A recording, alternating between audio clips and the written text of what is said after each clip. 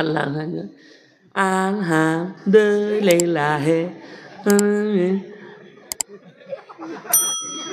আত্মায়াতু পড়ছে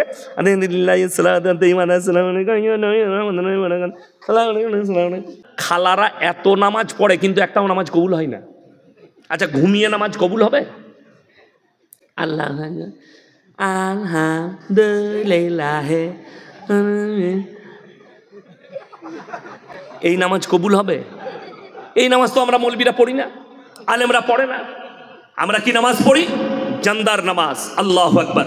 আলহামদুলিল্লাহি রাব্বিল আলামিন আর রহমানির রহিম মালিকি ইয়াউমিদ্দিন ইয়্যাকা না'বুদু ওয়া ইয়্যাকা নাস্তাঈন। যখন নিদ্রা আসে আমরা নামাজ ছেড়ে বিছানায় যাই, ঠিক কি না? আর আপনি হালা ঘুম এলেও ছাড়বো না। এই আমাদের মা বোনেদের খুব ভালো দিন আসছে, রমজান মাস। সবাই রোজা রাখবেন তো? জোরে বলুন ইনশাল্লাহ। আচ্ছা, 5 ওয়াক্ত নামাজ পড়া ফরজ না ফরজ নয়? হ্যাঁ, ফরজ। এই গোটা ইলেমবাজার থানায় যদি সমীক্ষা করা হয় 100 জনের মধ্যে 80 জন বেনামাজি আছে। ঠিক বললাম না ভুল বললাম? এবং এদের মধ্যে আবার একটা দল আছে।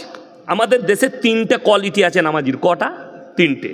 একটা হচ্ছে 5 ওয়াক্তের নামাজি, আলহামদুলিল্লাহ, তারা মসজিদে হাজিরি দেয়। একটা জুম্মার, আর একটা ঈদ আর বকরা ঈদে। এই ঈদ আর বকরা ঈদের মালগুলোই বেশি ঈদের দিনে লাপায়। হ্যাঁ, আমি যেখানে নামাজ পড়াই 15টা গ্রাম নামাজ পড়ে, তা নামাজে দাঁড়াবো তার আগে এসে বলছে, হুজুর নিয়তটা বলে দেন। তো আমি মোটেই বলবো না। আমি বললাম, সানা জানিস? আতা এত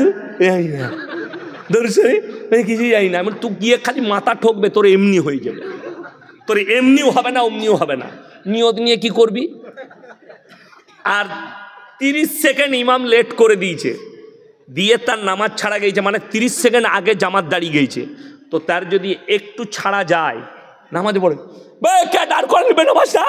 আমি ছাড়া গেল, আমরা কি করবো বল? তুই জীবনে নামাজ পড়ি না, তুই ঈদ নিয়ে কি করবি? বে কথা বুঝতে পারেননি?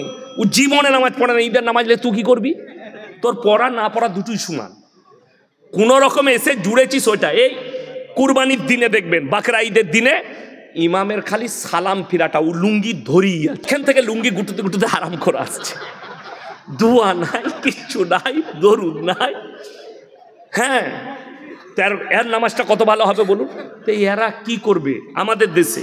সেই দিনে দেখলাম আমার গ্রামে আমার আব্বাজি রেগে গিয়েছিলেন। নামাজ পড়ে বেরিয়েছি, জোহরের পরে জানাজার নামাজ, বেরিয়ে দেখছি 3 কাতার আউলিয়া দাঁড়িয়ে আছে, তারা ফরজ নামাজ পড়ে নাই। তার মানে নামাজিরা পেছনে আর বেনামাজিরা আগে। এই মৌলবীরাও জানে, বহু জায়গায় ঘটনা ঘটে। বেরিয়ে দেখছে যারা 5 ওয়াক্তের নামাজি তারা পেছনের কাতারে, আর 3 কাতার 4 কাতার হারামখোর দাঁড়িয়ে আছে, ইচ্ছাকৃতভাবে নামাজ পড়েনি, দাঁড়িয়ে আছে। বড় গুনাহ, উজু করে মসজিদের বাইরে দাঁড়িয়ে আছে, নামাজ পড়বে না। শুনেলেন, চায়ের দোকানে অনেক লোক ফুটানি করে, নামাজ না পড়তে পারি, গ্রামে আমি ভালো লোক বলে না, এরকম মাল নাই?